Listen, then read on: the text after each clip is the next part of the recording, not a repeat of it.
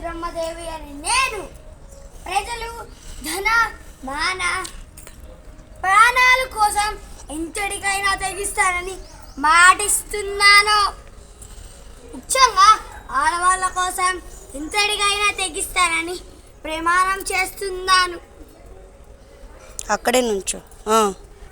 మా నాన్న గణపతి దేవుడికి పుత్ర సంతానం లేదు, నన్నే పుత్రుడిగా పెంచాడు.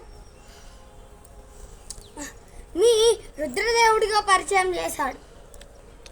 అలా జరుగుతున్న పరిపాలనలో నేను రుద్రమ్మదేవి అని తెలిసింది. రుద్రదేవుడు అంటే జై జయ కొట్టారు, రుద్రమ్మదేవి అంటే నిలదీశారు.